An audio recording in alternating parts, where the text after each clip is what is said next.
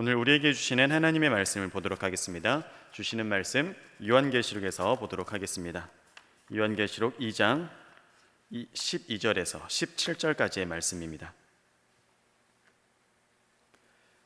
요한계시록 2장 12절에서 17절까지의 말씀, 신약성경 401쪽 근처에 있습니다. 우리 한 절씩 교독하도록 하겠습니다. 제가 먼저 12절의 말씀을 읽겠습니다. 버가모 교회의 사자에게 편지하기를, 좌우에 날선검을 가진 이가 가라사대, 네가 어디 사는 것을 내가 아노니 거기는 사단의 위가 있는 데라. 내가 내 이름을 굳게 잡아서 내 충성된 증인 안디바가 너희 가운데 곧 사단에 거하는 곳에서 죽임을 당할 때에도 나를 믿는 믿음을 저버리지 아니하였도다. 그러나 내게 두어 가지 책망할 것이 있나니 거기 내게 발람의 교훈을 지키는 자들이 있도다. 발람이 발락을 가르쳐 이스라엘 앞에 올무를 놓아 우상의 제물을 먹게 하였고 또 행음하게 하였느니라. 이와 같이 내게도 니골라당의 교훈을 지키는 자들이 있도다. 그러므로 회개하라. 그리하지 아니하면 내가 내게 속히 임하여 내 입의 검으로 그들과 싸우리라. 귀 있는 자는 성령이 교회들에게 하시는 말씀을 들을지어다. 이기는 그에게는 내가 감추었던 만나를 주고 또 흰 돌을 줄 터인데 그 돌 위에 새 이름을 기록한 것이 있나니 받는 자밖에는 그 이름을 알 사람이 없느니라. 아멘. 아멘. 오늘 수요일 일부 예배 나오신 우리 사랑하는 성도님들 환영하고 축복합니다. 또한 각 가정에서 계신 곳에서 영상으로 예배하시는 우리 성도님들에게도 하나님의 크신 은혜와 축복이 넘치시길 원합니다. 우리 좌우에 계신 분들 또 앞뒤에 계신 분들 함께 인사 나누도록 하겠습니다. 주님의 이름으로 축복합니다. 환영합니다. 주님의 이름으로 축복하고 환영합니다. 수요일 일부 예배 가운데 하나님 부어주시는 그 충만한 은혜로 우리 넉넉한 그 마음의 풍요로움을 가지고 돌아가시길 축복합니다. 우리 성도님들, 중국에 만리장성 아세요? 만리장성 가보신 분들도 계시죠? 안 계세요? 저는 안 가봤어요. 저는 안 가봤는데 만리장성 가끔 이렇게 텔레비전 통해서 이렇게 보여줄 때가 있잖아요. 근데 그걸 볼 때마다 드는 생각이, 이렇게 어마어마한 크기의 성벽을 그 옛날 사람들이 어떻게 다 지었을까? 지금 봐도 대단한데 그때 왜 지금보다 기술이 분명히 못했을 텐데 이거 어떻게 지었을까? 이런 생각이 들어요. 그 수천 년이 지난 지금에 봐도 그 대단하잖아요. 엄청 크잖아요.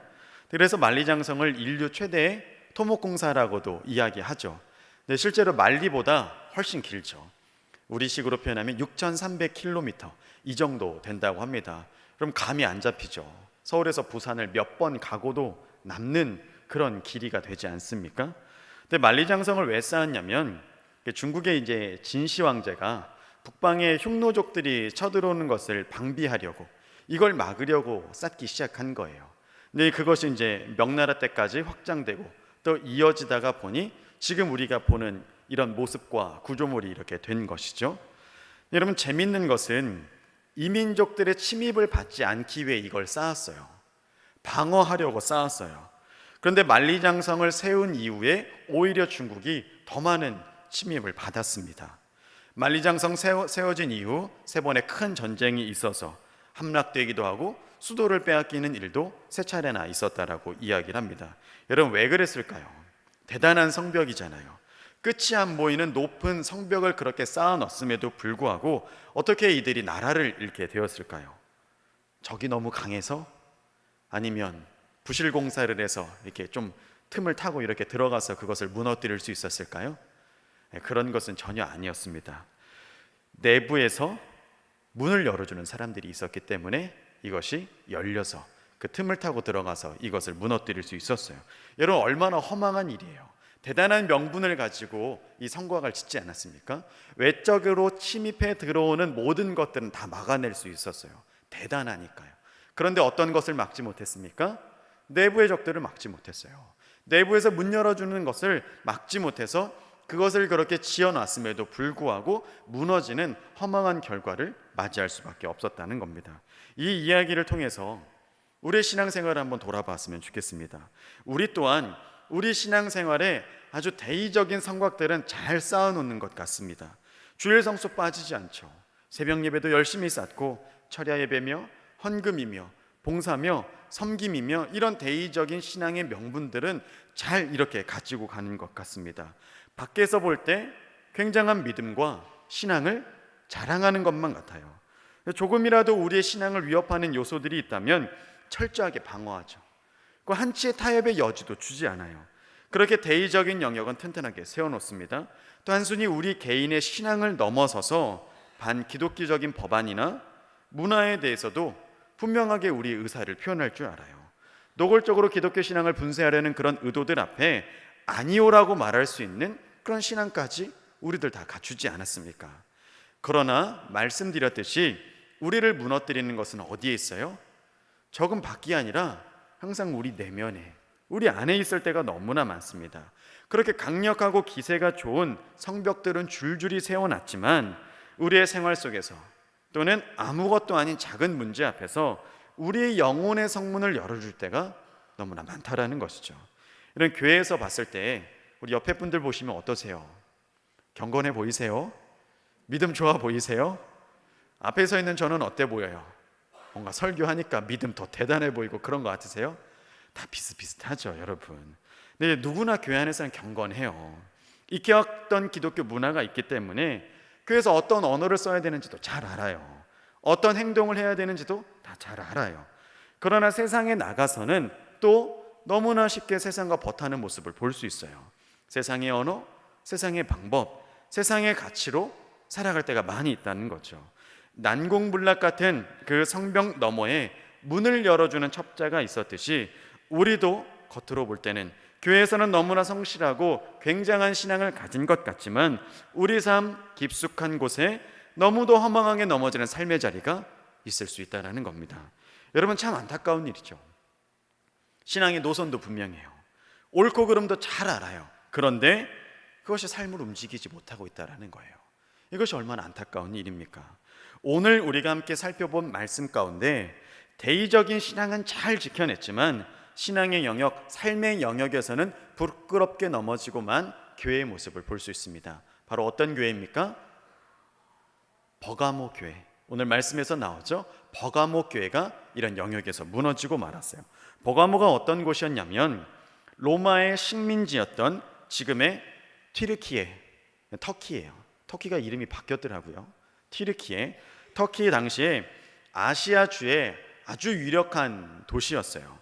이것은 로마가 지배하기 전부터 헬라 시대의 그 문화가 아주 융성했던 곳입니다. 기술도 발달해서 양피지를 처음 개발하고 보급시킨 나라이기도 해요. 양피지가 뭔지 잘 아시죠? 그 종이가 발명되기 전에 이렇게 써서 기록물들을 보관하기 위해서 양이나 염소 가죽을 이렇게 가공해서 이렇게 기록물을 적는 필기 도구예요. 그것을 가장 먼저 개발하고 보급시킨 그런 도시이기도 합니다. 문화로도 굉장히 융성했어요. 근데 고대 사회에서 문화가 융성한 도시들은 특히 종교가 대단하게 역사를 합니다. 버가모는 신전이 많았는데 우리가 잘 아는 그리스 로마 신화들에 나오는 그 신들이 포함이 돼요. 그리스 로마 신화 중에 가장 큰, 가장 높은 신이 누구라고 하죠? 제우스라고 해요. 번개와 하늘을 다루는 신이라고 일컫습니다. 제우스 신이 바로 이 버가모 지역에서 이렇게 탄생했다라고 해서 버가모에는 제우스 신전이 엄청나게 컸어요. 어마어마한 신전이 있었어요. 제우스 신전뿐만이 아니라 그리스 로마 신화에 등장하는 여러 신들의 신전 또한 많이 있었습니다. 그래서 그들의 종교성이 얼마나 대단했는지를 보여주고 있는데 그것도 모자라서 황제 숭배에 열을 올리는 도시이기도 했습니다. 그래서 그들이 황제를 숭배할 수 있는 신전을 짓자라고 결의를 해서 신전을 3개나 지어요. 황제를 숭배할 수 있는 신전을 도시에 3개나 짓습니다. 그래서 고대에 이런 말이 있었습니다. 황제 숭배의 씨앗은 서머나이고 황제 숭배의 꽃은 버가모이다. 이런 말이 있을 정도로 버가모는 황제 숭배에 대단한 열을 올린 도시였어요. 이렇게 그리스 로마 신전들 또 황제를 위한 신전까지 들어앉아 있으니 우상의 도시라고 말해도 결코 과언이 아니겠죠. 오죽하면 13절에 이 버가모 도시를 이렇게 표현을 합니다. 우리 13절의 말씀을 함께 읽어볼까요? 우리 함께 읽겠습니다. 내가 어디 사는 것을 내가 아노니 거기는 사단의 위가 있는 데라. 내가 내 이름을 굳게 잡아서 내 충성된 증인 안디바가 너희 가운데 곧 사단에 거하는 곳에서 죽임을 당할 때에도 나를 믿는 믿음을 저버리지 아니하였도다. 아멘. 주님이 버가모 뭐라고 표현하시죠? 사단의 위, 사단의 왕자가 있는 곳이라고 말씀하세요. 이 사단의 왕자가 있으니 여러분 그 우상 숭배가 얼마나 대단했겠습니까? 이렇게 일컬어지는 곳에 지금 무엇이 있어요? 주님의 교회, 버가모 교회를 비롯한 주님의 교회가 이 안에 있는 것입니다. 이 버가모 교회를 누가 시작했는지는 모르지만 학자들의 추측으로는 사도 바울이 아시아 지역의 전도 여행 때 전도를 받아서 이것이 세워진 것으로 추측을 하고 있습니다. 이렇게 우상 숭배가 융성했던 도시에 오직 예수 그리스도 또 하나님 아버지만을 따르는 그 십자가 복음이 충돌하기 시작한 것이죠. 우상 숭배와 복음의 능력이 충돌하기 시작하니 어떻게 되겠습니까? 교회 가운데 세상의 환난과 핍박이 무시무시하게 들어오게 되는 것이죠. 얼마나 많은 고난과 역경이 그들 가운데 있었겠습니까? 버가모 교회는 예수님의 이름을 지키는 그 신앙을 견지하다가 안디바라고 하는 성도가 순교하게 되는 지경에까지 이릅니다. 전승에 의하면 이 안디바는 버가모의 채석장에서 일하는 조각공이었다라고 이야기합니다. 근데 어느 날 황제의 신전을 위해서 황제를 숭배하기 위한 신전을 지을 거니 조각공들에게 황제의 이런 신전을 조각해라 이런 명령이 떨어진 거예요. 근데 안디바는 어떤 사람입니까? 주님을 사랑하는 사람이에요. 교회를 다니는 사람이에요. 그래서 이 명령을 거부해요. 그래서 본보기로 안디바를 처형하는데 어떻게 처형을 하냐면 타오르는 불 위에 달궈진 철판 위에 구워서 죽여요. 무시무시하고 끔찍한 방법으로 이 안디바를 죽이게 되는 것이죠. 버가모 교회에 이렇게 순교자가 나오게 된 것입니다. 어제까지 같이 신앙생활을 하던 이가 하루아침에 끔찍한 방법으로 죽었어요. 예수님을 믿는 그 믿음을 지키다가 죽게 되었습니다. 그럼 여러분 어떻게 되겠어요? 위축되죠. 이제 교회 나갈 수 있겠습니까? 우리 당장 이런 일들이 우리 주변에 생긴다라고 생각해 보세요. 어떻게 우리 신앙 지키는 일이 쉽겠습니까? 너무나 어려운 일이에요. 그런데 버가모 교회는 어떻게 되었냐면 사단이 거하는 곳에서 죽임을 당할 때에도 나를 믿는 믿음을 저버리지 아니하였도다. 13절 후반절이 이렇게 말씀하고 있어요. 안디바가 죽고 나서 교회가 없어지기는커녕 믿음의 성도들이 오히려 믿음 지키고 교회를 굳건히 세워가고 있음을 주님께서 이렇게 평가해주고 계시는 겁니다. 안디바의 순교 사건이 당시 소아시아 교회들에게 얼마나 큰 도전이 되었는지 요한계시록에 나오는 7교회 가운데 실명이 거론된 사람은 안디바밖에 없어요. 여러분 이건 엄청난 의미예요. 우리에게 이런 것 같은 거죠. 여러분 김구 선생님 이렇게 하면 민족의 자주 독립을 위해 헌신하신 분, 생명 다 바쳐서 열심히 하신 분, 우리가 이렇게 다 알잖아요. 당시에 안디바라고 하면 교회를 다니는 모든 사람들에게는 믿음 훌륭한 사람, 그 순교자 할 만큼 다 아는 사람들이었어요. 버가모 교회는 그렇게 위대한 순교자를 배출한 교회였어요. 그리고 믿음의 터를 여전히 지키고 이어가는 그런 교회였습니다. 그런데 오늘 어떤 문제가 생깁니까? 주님께서 이들에게 어떤 책망을 하시죠? 숨겨진 문제들이 있었어요. 대단한 선교자를 배출했지만 그리고 믿음을 지켰다라고 이렇게 평가하지만 주님께서 드러내시는 치명적인 문제가 있습니다. 우리 14절 15절 말씀을 한번 읽어보도록 하겠습니다. 함께 읽겠습니다.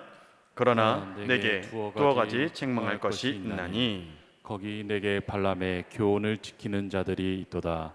발람이 발락을 가르쳐 이스라엘 앞에 올무를 놓아 우상의 제물을 먹게 하였고 또 행음하게 하였느니라.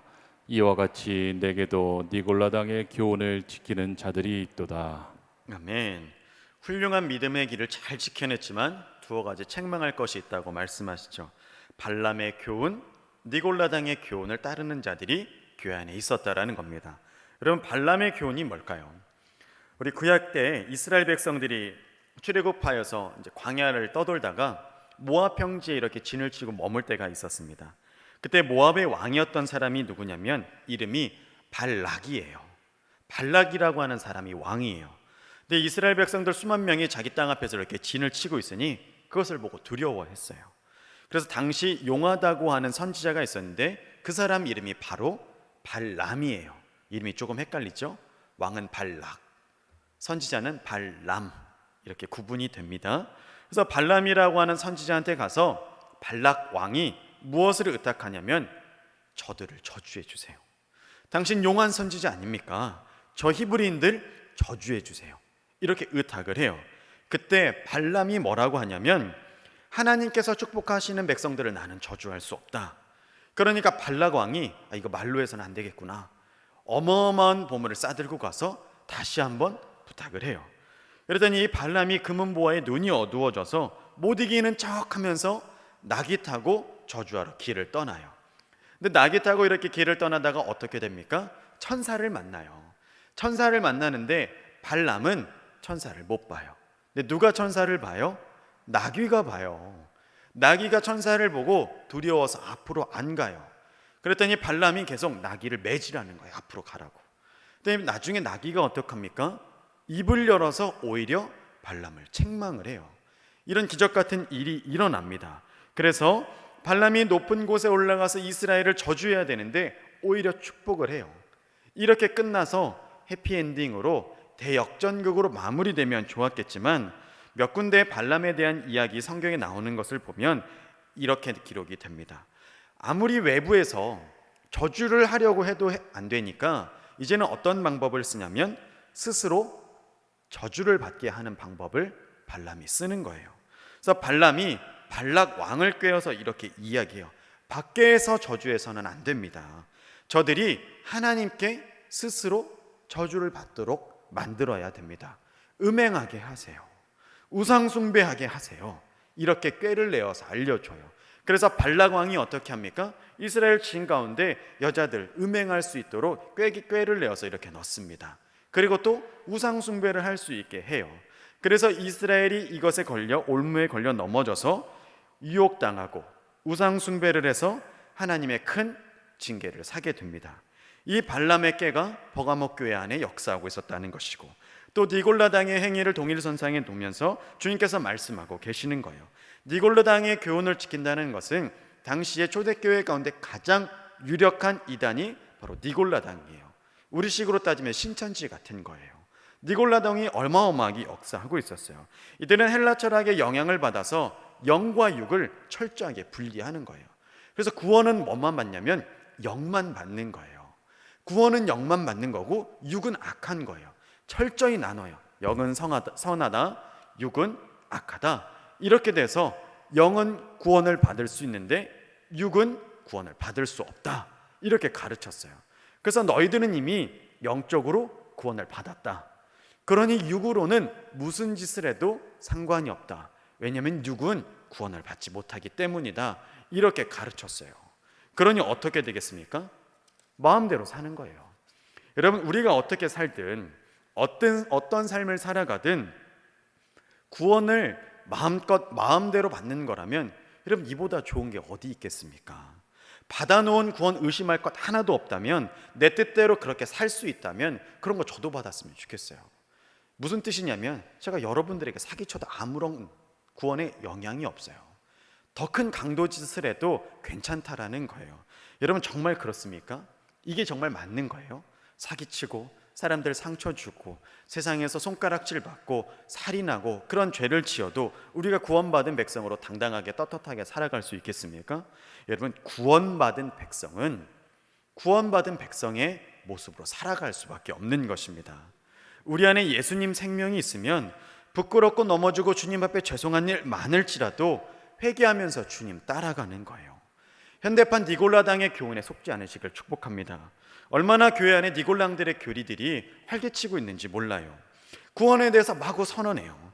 그리고 교회에 붙들어 놓기 위해서 서둘러 직분 주고 그 사람의 신앙이 그 사람이 하나님 자녀인지를 확인할 것도 없이 그냥 그가 헌금 잘하는지 그냥 교회에 충성하는지 그런 것만 따져 묻고 그렇게 그의 삶을 구원받은 삶이라고 이렇게 쳐줄 때가 참 많이 있는 거죠. 신앙을 판단하지만 삶은 헤아려 보지 않을 때가 너무나 많이 있다라는 겁니다.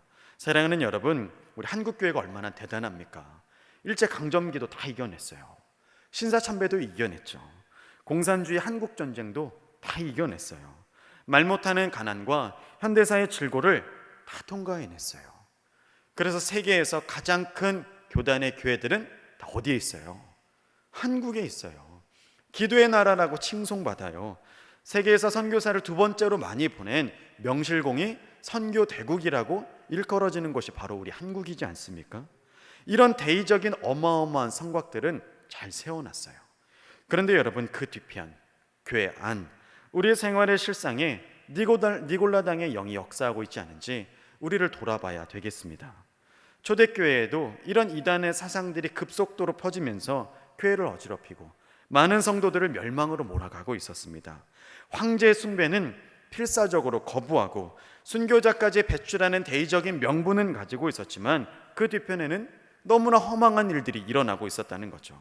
이런 간혹 신앙생활을 하다 보면 내 신앙의 자랑을 외부적인 요소들을 끌어와서 자랑하시는 분들이 더러 계세요. 내가 어디서 몇 년간 훈련 받았어. 나 청년 때 그 유명한 목사님이 내 담당 목사님이었어. 우리 집 4대째 믿어. 내 친척 누가 어떤 목사님이야. 우리 집에 어떤 분이 선교사님이야. 여러분, 이것이 결코 자랑이 되지 못해요. 지금 내 모습이 중요하지 내가 누구 밑에 있었는가, 내가 지금 누구랑 친하냐, 이런 혈통의 이력들, 신앙의 이력들이 우리의 신앙을 설명해 주는 것이 결코 아닙니다. 바른 복음 전하는 목사님 밑에서 목양 맞는다고 나도 저절로 복음 안에 거하는 것은 아니에요. 믿음 좋기로 소문난 교회 다닌다고 해서 내 믿음 저절로 좋아지는 것 아닙니다. 아주 신령한 목사님과 개인적인 관계를 갖고 있다라고 해서 그 관계가 하나님과의 관계가 되는 것이 아니에요. 우리는 겉과 속을 돌아봐야 되겠습니다. 신앙 좋은 것 같은 종교적인 그런 습관들로 큰 성벽은 쌓아놨지만 그 뒤에 우리가 쓰고 있는 관계의 가면들, 혈통의 가면들, 소속의 가면들, 그 모든 거짓의 가면들을 내려놓고 내 신앙을 하나님 앞에 진지하게 세워봐야 할 때인 줄로 믿습니다. 한 가지 예화를 말씀드리고 오늘 말씀을 정리하고자 합니다. 옛날 중국에 음악을 사랑하는 한 황제가 있었다라고 해요. 이 황제가 음악을 얼마나 사랑했는지 자기 가는 곳마다 어디든지 악단을 데리고 갔다라고 합니다. 그래서 연주 듣는 것을 그렇게 좋아했대요. 그래서 그 악단에서 악기를 다루는 악사들을 최고의 대우를 주면서 그렇게 선대했다고 합니다. 급여뿐만이 아니라 그냥 우리식으로 따지면 자녀들 학비, 생활비, 교통비 다 이렇게 지원해주고 잘 살 수 있도록 해줬대요. 그러다 보니 어떻게 되겠습니까? 중국 전역에 있는 악사들의 꿈이 황제의 악단 안에 들어가는 것, 이렇게 된 거예요. 그래서 돈을 주고 악단에 들어가는 일들도 벌어지게 되는 것이죠. 그래서 어떤 한 사람이 큰 돈을 주고 피리 부는 자리 한 자리를 산 거예요. 근데 이 사람은 피리를 전혀 불 줄 몰라요. 근데 피리 부는 주자들이 여럿 있으니까 피리 부는 신용만 이렇게 대충 하고 몇 년을 그렇게 잘 보냈다고 합니다. 그 사이에 아이들 교육도 잘 시킬 수 있었고 집안도 이렇게 펴는 그런 경제적인 효과를 톡톡히 누렸다고 합니다. 근데 어느 날 황제가 지방의 행차를 돌아야 되는데 여전히 악단을 이렇게 데리고 간 거예요. 그날 밤 무슨 일이 있었는지 너무 기분이 좋은 황제가 악단들을 이렇게 다시 불러서 이렇게 연주를 듣고 이렇게 얘기하는 거예요. 내일은 내가 한 사람 한 사람의 연주를 듣겠다. 너희들의 개인 기량을 마음껏 뽐내봐라. 이렇게 명령을 한 거예요. 근데 이 사람은 어때요? 피리를 불 줄 몰라요. 그래서 그날 밤 고민하다가 그것이 너무 두려운 나머지 스스로 목숨을 끊었다라고 합니다. 사랑하는 성도 여러분, 혹시 우리도 이렇게 연기하고 있지는 않습니까? 모두가 부는 피리 소리에 나도 진지하게 연주하는 척, 멋진 소리 내는 척 하지만 실은 아무 소리도 내지 못하는 그런 연기자에 불과하지는 않은지, 대의적인 그런 신앙의 뒤에 내 삶의 자리가 철저히 육신을 쫓고 있다면 하나님 그것을 과연 기뻐하실 수 있겠습니까? 피리 소리는 조금도 내지 못하지만 연기하는 삶을 살아가는 것처럼 내 신앙적인 단단함과 삶의 영역에서 하나님 나라는 없으면서 대의적으로 보여지는 부분에서는 신앙 있는 척, 믿음 있는 척, 그렇게 연기하는 모습으로 살아가고 있지는 않습니까? 마지막 때에 깨어있다고 하는 것은 성벽 너머의 우리 삶의 깊은 영역에 회개하고 주님 앞에 온전히 세워지는 것이 아닐까 싶습니다. 겉뿐 아니라 우리의 속사람도 살펴봐야 되겠죠. 만리장성 안에서 문을 열어줘서 함락된 것처럼 마지막 때에 우리 신앙도 대단한 대의 명분 때문이 아니라 우리 삶 속에 깊이 들어와 있는 이 니골라당의 역사로 무너질 수 있음을 기억하시기 바랍니다. 적그리스도보다 더 위험한 것은 돈을 사랑하는 우리 마음일 수도 있겠어요. 팽창하는 이슬람보다 더 경계해야 되는 것은 끝없이 팽창하는 내 속의 세상을 사랑하는 이 마음일 수도 있겠습니다. 끝없이 자아사랑에 빠져서 내 마음과 육체가 원하는 대로 우리의 생활 태도가 위험할 수 있음을 반드시 기억하시기 바랍니다. 밖의 것과는 그렇게 싸우면서도 내면의 적들과 싸우지 않는 우리에게 주님 16절에 이렇게 말씀합니다. 우리 16절의 말씀을 함께 읽어보겠습니다. 그러므로 회개하라. 그리하면 반면 내가 내게 속히 임하여 내 입의 검으로 그들과 싸우리라. 아멘. 주님께서 싸우시겠다고 말씀합니다. 주님, 우리 마음의 깊은 곳까지 살피세요. 우리 있는 모습 그대로 주님께 나아가시고 우리 속사람을 살피시는 회개가 있으시길 주님의 이름으로 축복합니다. 기도하시겠습니다. 좋으신 하나님 아버지, 감사합니다. 내 신앙의 자리가 어디로 향하고 있는지요.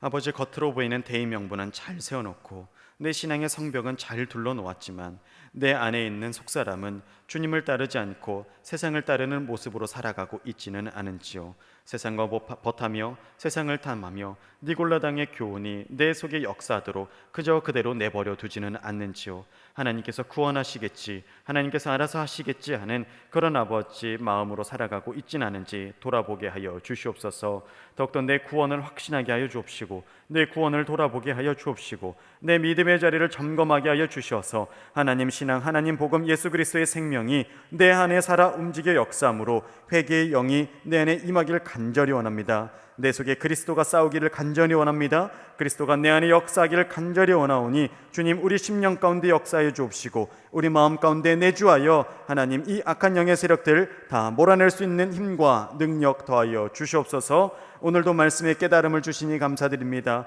이 예배 자리에 허투루 나오지 않게 하여 주옵시고 이 성전 문 밖을 나갈 때 예수 그리스도의 이름과 그 말씀으로 승리하는 우리 모두가 되게 인도하여 주시옵소서. 오늘도 주님 앞에 나올 때 우리의 마음과 정성과 물질을 올려드립니다. 주님 기뻐 받아 주시옵소서. 일천번제로 드려지는 예물들, 감사의 예물들, 삶의 고백을 드리는 예물들, 각종 사역을 위하여 드리는 헌신의 예물들 위에 함께하여 주옵시고 주님께서 세우시는, 주님께서 쌓으시는 놀랍고 풍성한 은혜로 우리를 초대하여 주시옵소서. 오늘도 말씀과 은혜의 깨달음을 주시며 감사드리며 우리 구주 예수 그리스도의 이름으로 기도드립니다. 아멘.